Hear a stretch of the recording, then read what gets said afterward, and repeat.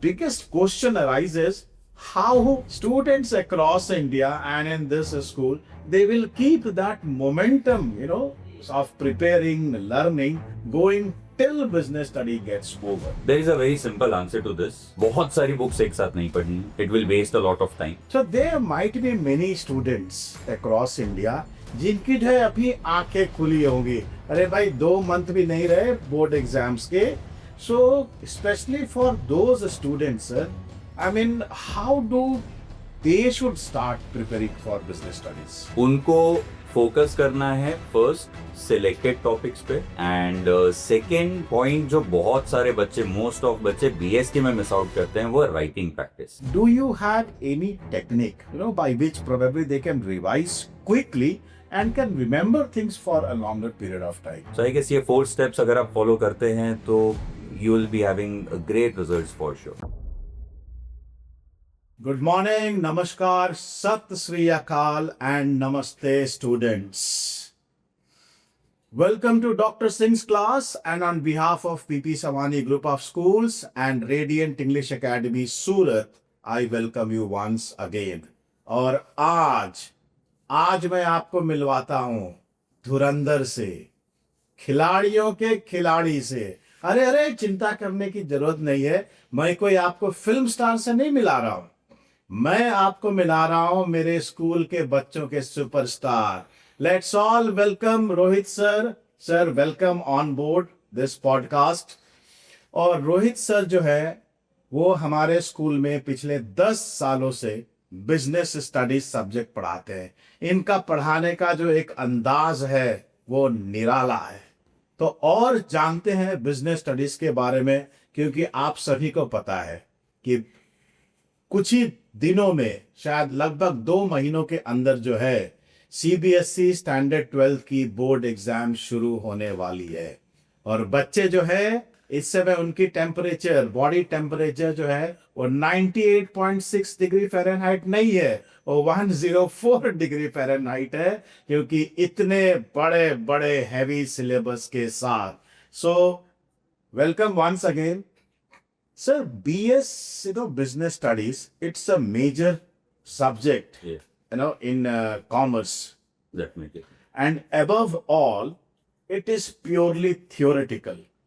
And probably it is the last exam, Yes. I think, for commerce. It is kids. last.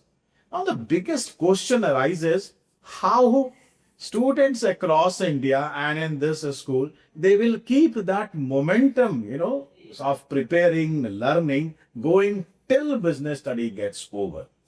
First of all, thank you so much for this opportunity, sir. And I hope further by the end of session, it will be fun and a lot of learning, and it would definitely be a lot of help to everyone who is going to appear for the upcoming boards, specifically business studies.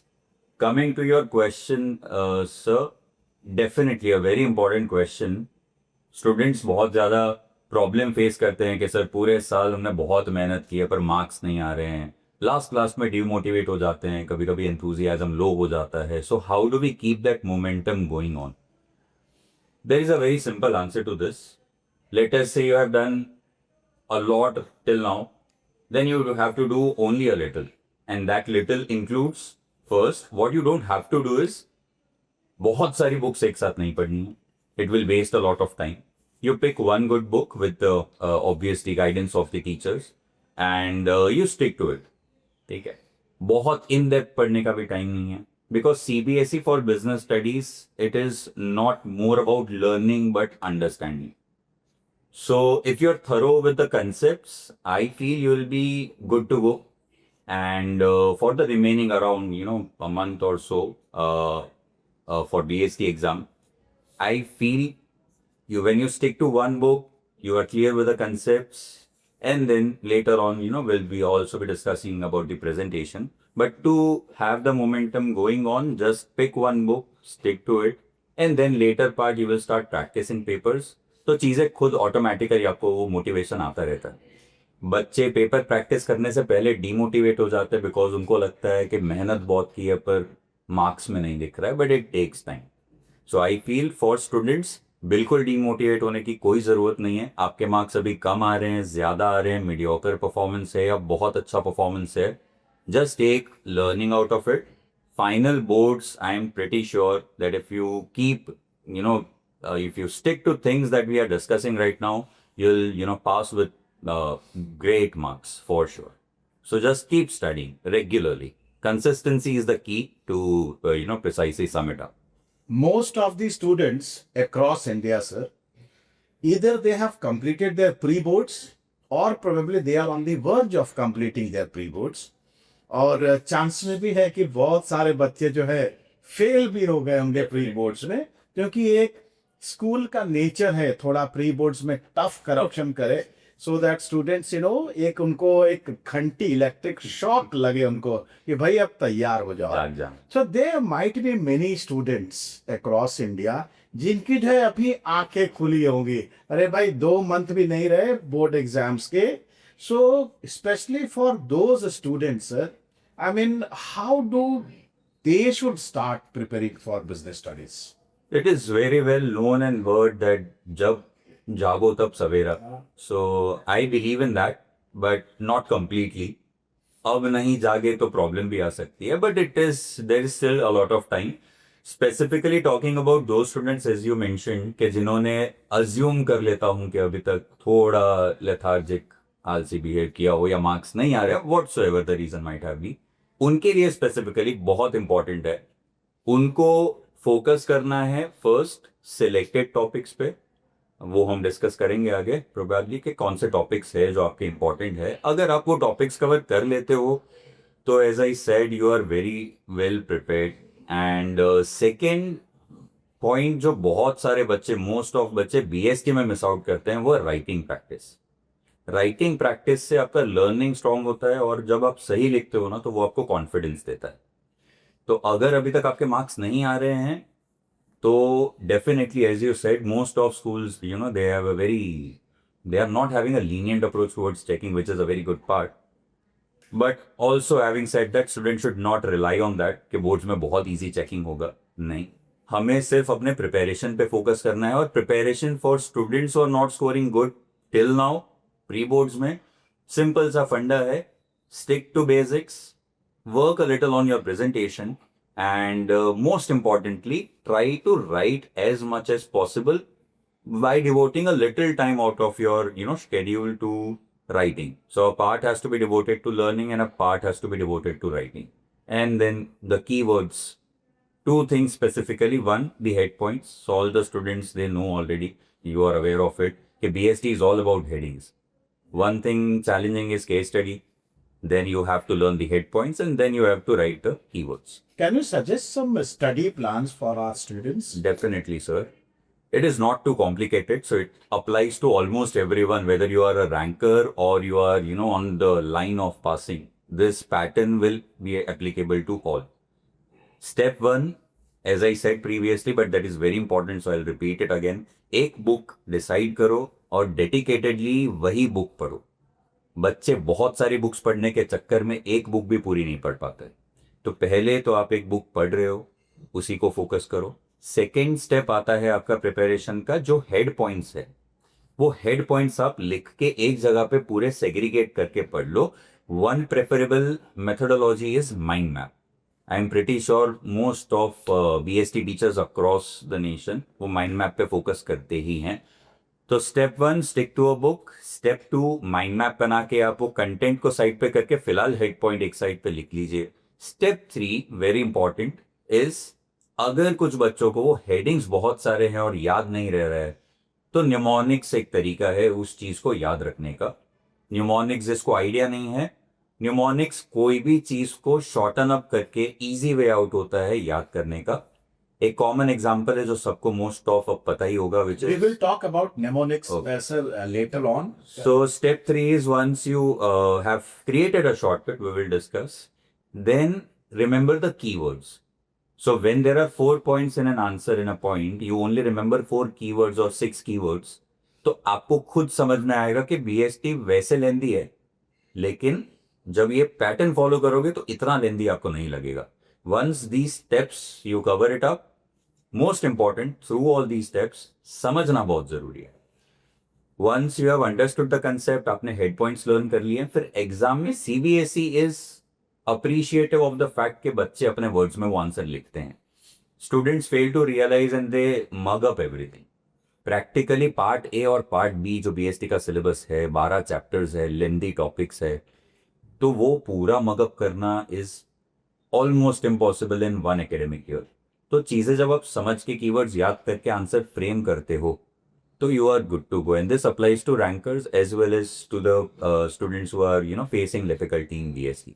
So I guess ये 4 steps अगर आप follow करते हैं तो you will be having great results for sure. गुरु का ज्ञान सबसे महान.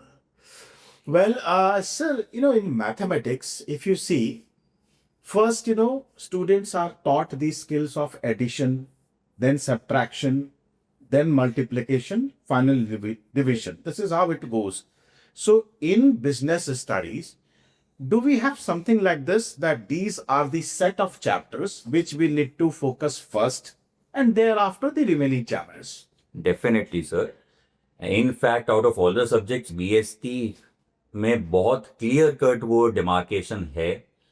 अगर आप वो मिस आउट कर रहे हो तो you are actually doing a lot of unnecessary hard work. In fact, let us break up that demarcation as per CBSE. सबसे प्राइमरी है कि बीएसटी का सिलेबस आपका 2 बुक्स में डिवाइडेड है. सो 12 चैप्टर आपके 2 पार्ट में डिवाइड हो जाते हैं, जिसमें पार्ट ए और पार्ट बी. पार्ट ए पूरा मैनेजमेंट की बात करता है, पार्ट बी जो है वो फाइनेंस को मैनेज करने की बात करता है. पार्ट बी में 4 चैप्टर है, बचे हुए 8 चैप्टर आपके पार्ट ए में आता है. इसमें कौन से चैप्टर्स 12 में से आपको पढ़ने? पार्ट बी में कंज्यूमर प्रोटेक्शन चैप्टर नंबर 12 है. बहुत इजी चैप्टर है बिकॉज कंज्यूमर का सबको नॉलेज है. सो अगर वो टॉपिक आप समझ के as I said head points learn करते हो तो उसमें प्रिडिक्टेबल टॉपिक्स है 3. वो अगर आप प्रिपेयर कर लो, कंज्यूमर रिड्रेसल मैकेनिज्म है, कंज्यूमर राइट्स है, कंज्यूमर ड्यूटी, तो आपका वो चैप्टर खत्म और प्रोबेबली आपका बहुत ज्यादा वेटेज आप कवर करते हो. लगभग मोस्ट केसेस में आप 6 मार्क के क्वेश्चन के लिए प्रिपेयर कर रहे हो फ्रॉम 1 चैप्टर. तो पार्ट बी में से आपने कंज्यूमर प्रोटेक्शन कर लिया है. उसके बाद मार्केटिंग बहुत प्रैक्टिकल है और मोस्ट ऑफ स्टूडेंट्स प्रोजेक्ट में मार्केटिंग लेते हैं.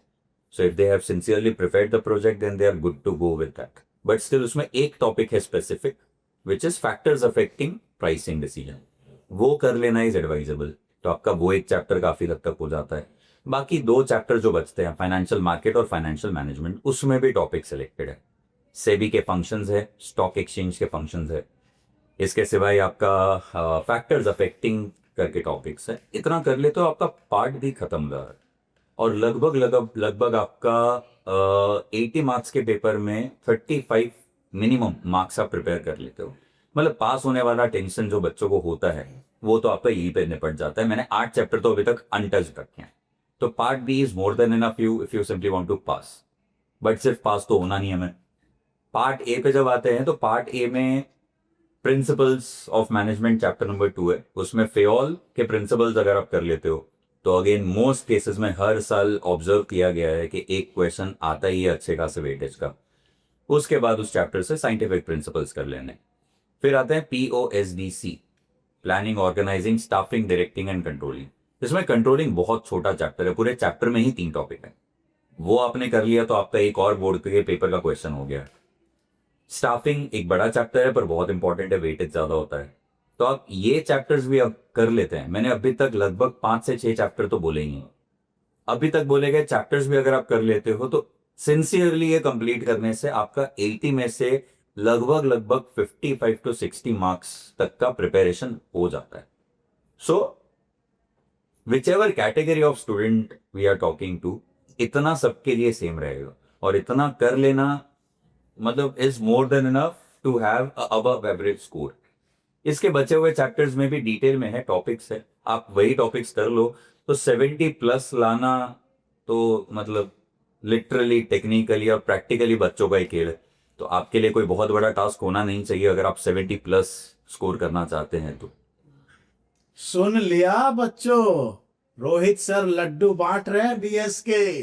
जितना जल्दी हो सके लड्डू ले लो, क्योंकि कहावत है ना, लड्डू खा के पछताना ज्यादा अच्छा रहता है.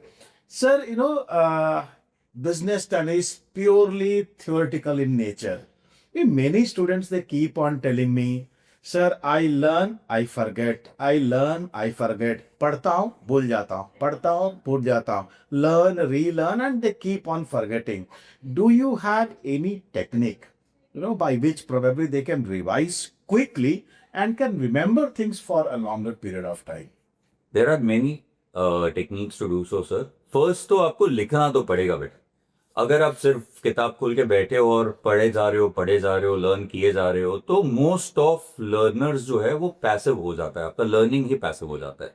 आपको लग रहा है कि आपका लर्निंग हो रहा है, आधे घंटे तक, 1 घंटे तक या 1 दिन तक आपको लगेगा ऐसा, लेकिन बोर्ड को थोड़ा टाइम है, तब तक आप वापस भूल जाओगे. और ये अज्यूम करना कि मैं 1 दिन पहले रात को जाग के 12 के 12 चैप्टर्स वापस लर्न कर लूं, तो वो होना नहीं है. तो टेक्निक्स बहुत सिंपल है, पर मेरी सारी टेक्निक में एक चीज तो आएगी, which is you have to right.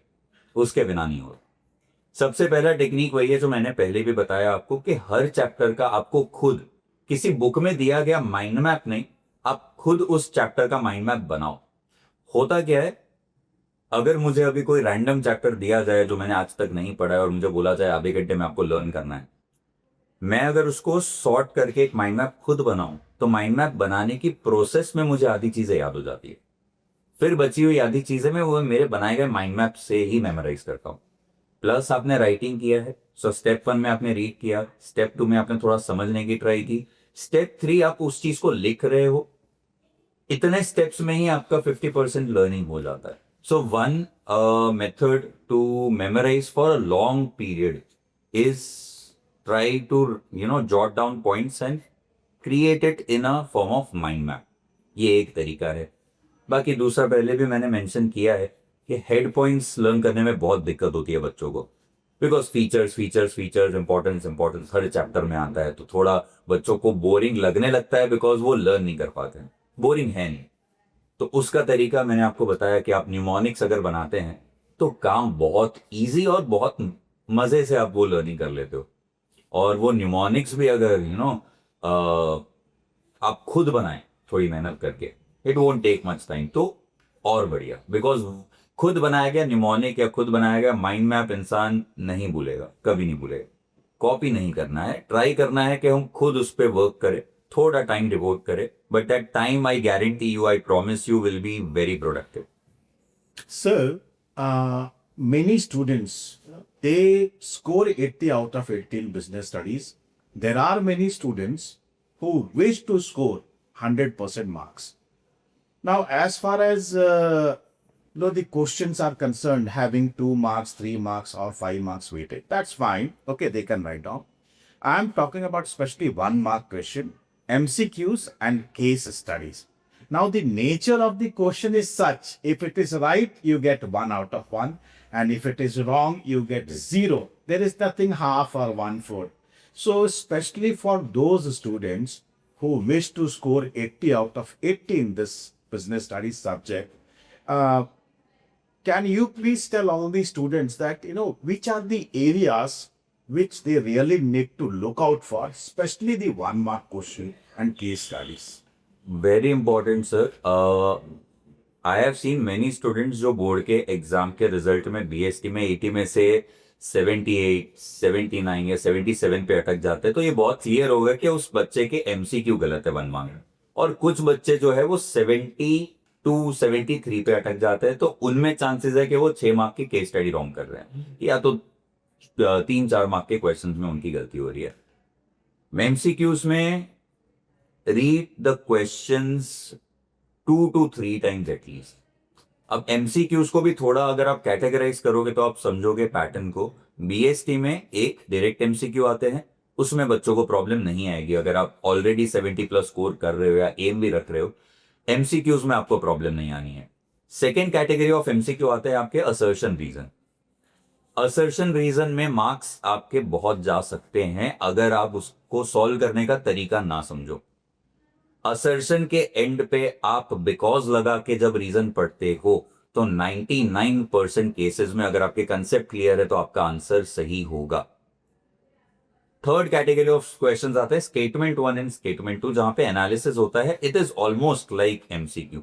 बच्चे बस फॉर्मेट बदल जाता है तो थोड़े डर जाते हैं, पर वो सेम है. सो उसमें कोई डरने की बात नहीं है. जैसे आप एमसीक्यू सॉल्व करते हो, सिर्फ स्टेटमेंट 1 सही है कि नहीं है वो आप आइडेंटिफाई करो, स्टेटमेंट 2 में सेम अप्लाई करो.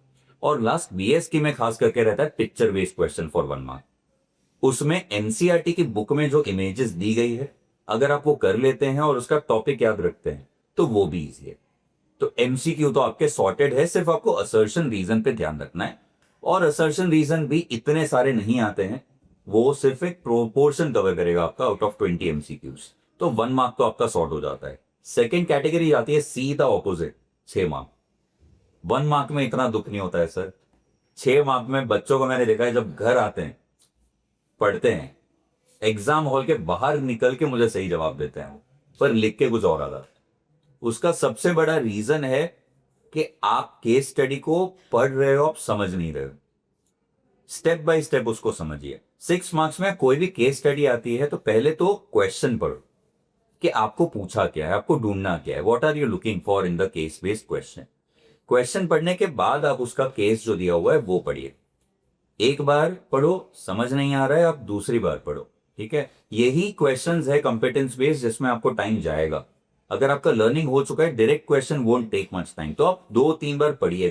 पहले क्वेश्चन पढ़ो, उसके बाद आप उसकी केस बेस्ड जो पैराग्राफ दिया है वो पढ़ो. पढ़ने के बाद सेकेंड स्टेप बहुत इंपॉर्टेंट, आप ये देखो ये चैप्टर कौन सा है. बीएसटी में चैप्टर्स कनेक्टेड है तो बच्चे कंफ्यूज हो जाते हैं. तो आप चैप्टर आइडेंटिफाई करो. स्टेप 2 पे आपने चैप्टर से ही आइडेंटिफाई किया, फिर सिंपल बचता है कि टॉपिक कौन सा है. जब आप ये स्टेप्स फॉलो करते हो तो आप चैप्टर्स एलिमिनेट करने लगते हो. तो आपके 12 चैप्टर्स में से पार्ट ए पार्ट बी तो सॉर्टेड है. अगर आपको पता चल गया है कि पार्ट बी में से है तो मतलब आपको 4 चैप्टर में से आइडेंटिफाई करना है. पार्ट ए में से है तो आपको 8 में से आइडेंटिफाई करना है. और स्टेप 3 में टॉपिक बचता है. ठीक है, तो आपने अगर रीड कर लिया है, आपने आइडेंटिफाई कर लिया है, उसके बाद आता है मोस्ट इंपॉर्टेंट के confidence. Many a times as I mentioned in the beginning, आपने आंसर सोचा कुछ पर लिखा कुछ और, लैक ऑफ कॉन्फिडेंस. तो आपके दिमाग में पहले जो कॉन्फिडेंटली थॉट आता है, always go with that thought. If you are confident about an answer, you write that answer in your examination, and at the end you read the case and your answer. Still if you feel that there is a pinch of doubt, आप change करना चाहो तो ही करो. Just because of confusion आप अपने answer को ना बदले, वरना वो रिग्रेट आपके साथ हमेशा रहेगा. So always read the case based question. इसका एक ही तरीका है, आप समझो. आप लर्निंग करके केस बेस्ड क्वेश्चन सॉल्व नहीं कर पाओगे, आप उसका कंटेंट लिख पाओगे. पर एज यू सेड, आपने आइडेंटिफाई गलत किया है तो आपके पूरे के पूरे मार्क्स या तो जाएंगे, और आइडेंटिफाई सही किया है तो आपके 6 मार्क आपसे कोई भी ले सकता है.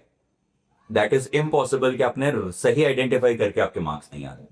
तो ये 1 और 6 मार्क का वेटेज बहुत इंपॉर्टेंट है, स्पेशली जो बच्चे 80 ऑन 80 टारगेट कर रहे हैं.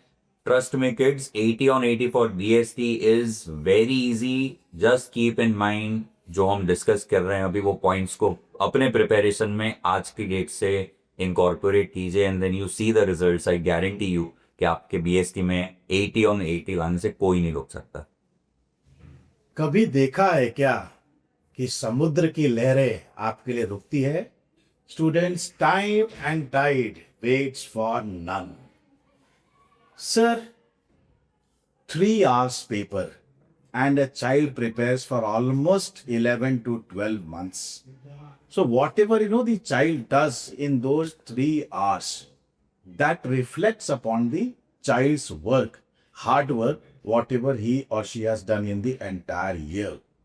Now when the child is writing the paper, I'm sure a child must complete the paper at least by 2 hours 45 minutes or 50 minutes at the most, and keep 10 minutes for revision. Now as we have been discussing that business studies paper, it is quite lengthy, theoretical. How a student will manage that time while writing the answers in the board? First, make it very clear in your mind the paper is not only of 3 hours. Add up the reading time. It is very crucial and students miss out on that reading time. If you utilize the reading time given to you by CBSE, आपका बहुत ज्यादा काम easy हो जाता है। Reading time में आपको करना क्या है, आप पेपर सिर्फ गो थ्रू करिए। आपके पास दो ऑप्शन है। अगर आपको लग रहा है कि आपके एमसीक्यूज आप उसमें टाइम बचाना चाहते हो, तो आप दिमाग में बस देख लीजिए कि आपके आंसर पॉसिबली क्या हो सकता है, बट वो मैं प्रेफर नहीं करूंगा। मेरे हिसाब से आपका रीडिंग टाइम जो है उसमें आप सिर्फ ये देखिए कि जहां इंटरनल चॉइस दी हुई है उसमें से आपको कौन सा लिखना है। पेपर चालू होने के बाद थोड़ा स्ट्रेस अगर आ जाता है तो you and up picking wrong question, और फिर वही एग्जाम के बाद आपको होता है कि भाई ऑप्शनल जो मैंने नहीं लिखा वो ज्यादा इजी था, वो मुझे आया। तो वो रीडिंग टाइम जो आपको मिलता है ना लगभग 15 मिनट का, उसमें आप इतना सिर्फ डिसाइड करके रखिए कि आपको इंटरनल चॉइस में एग्जाम के टाइम कौन सा आंसर लिखना है। उसके बाद जो 3 आर है वो बहुत ऑब्वियसली क्रूशियल है। पहली बात, हमें फोर्स नहीं करना है कि हमें 10 मिनट पहले खत्म कर देना है, पर हाँ हमें पूरी ट्राई करनी है कि हमारे पास कम से कम 10 मिनट लास्ट में रहे। उस 10 मिनट में क्या करना है वो हम आगे डिस्कस करेंगे प्रेजेंटेशन में, पर बचे हुए टाइम में आपको पेपर कैसे सॉल्व करना है। बहुत सारे लोग, बहुत सारे दिमाग, बहुत सारे आपको बातें सुनने में आएगी बिफोर एग्जाम्स बच्चों को कि सेक्शन ए से स्टार्ट करो, लास्ट सेक्शन से पेपर उल्टा स्टार्ट करो। मेरा सजेशन सिंपल है, आपको जहां से चालू करना है आप कर सकते हैं। सिर्फ दो चीजें ध्यान रखनी है। एक, जिस सेक्शन से आपको कॉन्फिडेंस आ रहा है पढ़ के, आप वहां से चालू कीजिए। If you start at a good note you and at the best. अच्छे कॉन्फिडेंट सेक्शन से आप स्टार्ट कीजिए, पेपर स्मूथली निकलेगा। और दूसरा कि जब आप कोई सेक्शन पिक कर रहे हैं तो वो सेक्शन खत्म कीजिए। ऐसा नहीं है कि एक सेक्शन का एक क्वेश्चन लिखा फिर दूसरे सेक्शन का एक क्वेश्चन लिखा, वो सीबीएसई नॉर्म्स में अलाउड नहीं है। अगर ये पैटर्न आप फॉलो कर रहे हैं तो आप फटाफट फटाफट आंसर लिख के कंप्लीट कर लेंगे। तो समिंग इट अप, आप अपने रीडिंग टाइम को प्रॉपरली यूटिलाइज करो, और बचे हुए जो एग्जाम राइटिंग के लिए आपको टाइम मिल रहा है उसमें आप वो सेक्शन से हमेशा स्टार्ट करो जिसमें आपको कॉन्फिडेंस आ रहा हो। किसी थर्ड पर्सन की इसमें सुनने की कोई रिक्वायरमेंट ही नहीं आ रही है। आप अपने पेपर के हिसाब से उस मोमेंट में डिसाइड करो आपको कॉन्फिडेंस कहां से आ रहा है, 6 मार्क्स से आ रहा है, 1 मार्क्स से आ रहा है, या किसी और सेक्शन से आ रहा है। तो आपका काफी हद तक time management automatically will be put to its correct place. Sir, very soon, we all, millions and millions and millions of students and teachers and parents, we all will be listening to our Prime Minister Modi ji, Pariksha Pe Charcha. Yes. Now, last time I do remember 2025 Pariksha Pe Charcha, he said that Indian youth, they spend almost 5 to 6 hours daily on mobile phone, on social media. And I often feel, that for students in 12th standard, this is the biggest distraction. And at the same time, I want to score 80 out of 80. Just give me one Guru mantra, where I get rid of this distraction. Every person, I guess, in this teaching fraternity is facing this problem, including me. And irrespective of whether you are only trying to pass or, improve your result, or you're trying to score 80 on 80, all your distraction, उसका root cause आपके हाथ में जो device है जहाँ पे आप हमें देख रहे हैं वही है, ठीक है। I feel things should be kept simple. तो मैं अपनी बात करूंगा। अगर मुझे किसी चीज का मेरे दिमाग में टारगेट है और मैं डेडिकेटेड हूं तो मुझे कोई थर्ड पर्सन की मोटिवेशन की जरूरत नहीं पड़ेगी।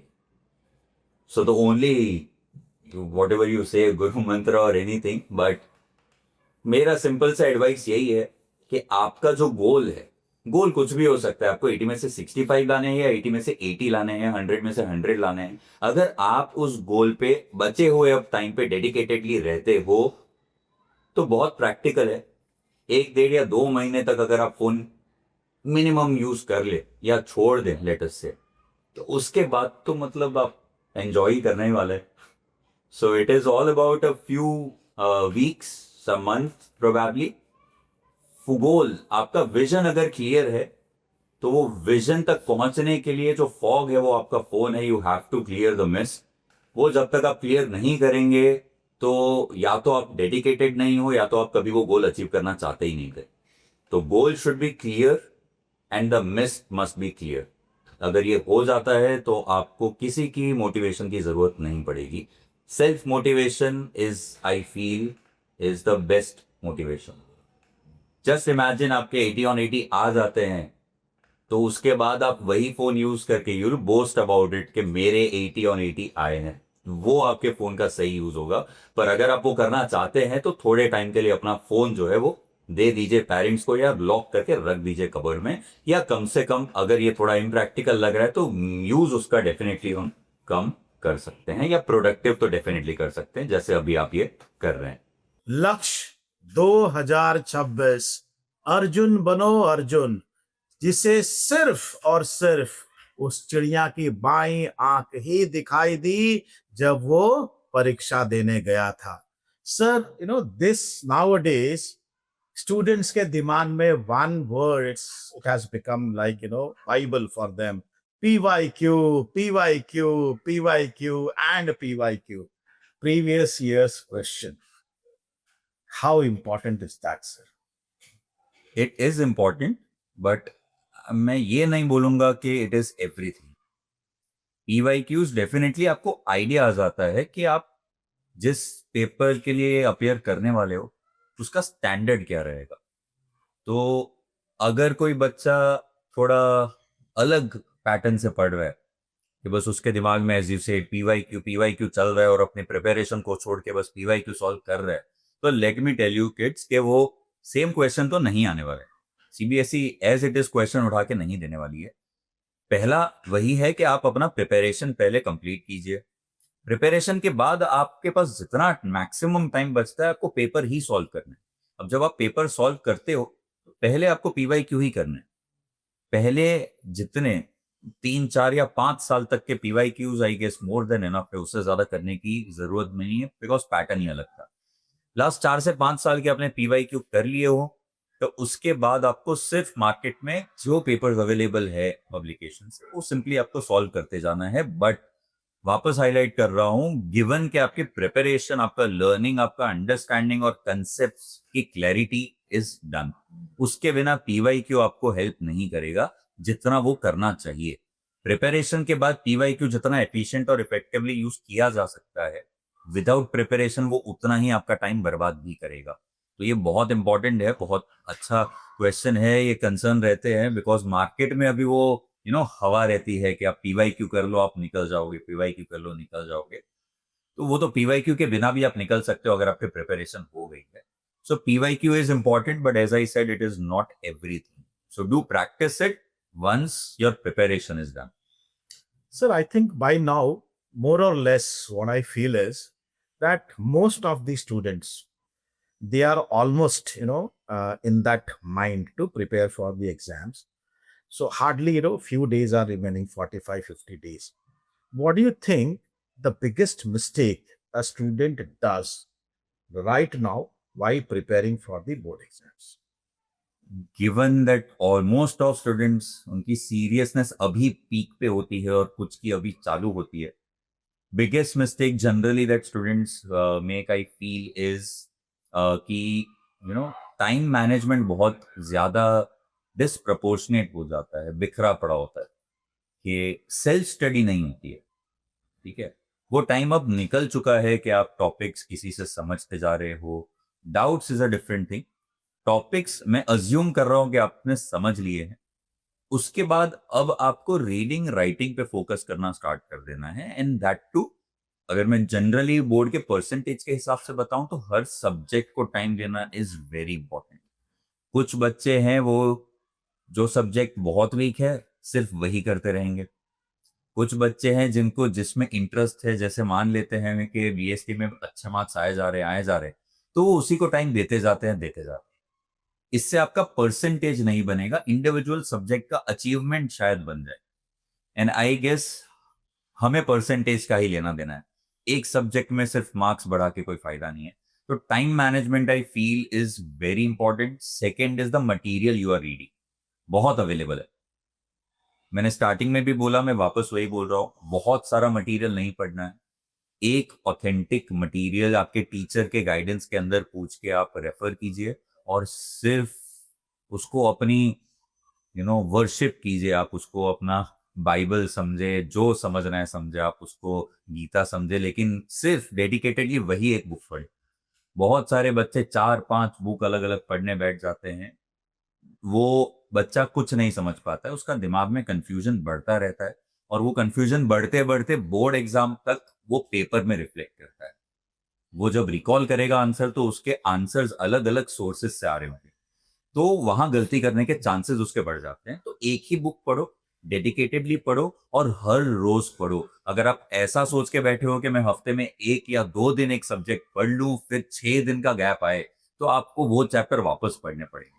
बेटर है आप हर रोज 3 टॉपिक पढ़ो, पर डेली पढ़ो। तो आपका काम भी आपको नहीं पता है कितना कम हो जाएगा। बच्चे 1 हफ्ते का गैप देके जब वो सब्जेक्ट वापस हाथ में लेते हैं, तो वो 1 हफ्ते की मेमोरी ऑलमोस्ट फेड हो चुकी है या तो है ही नहीं इन सम केसेस।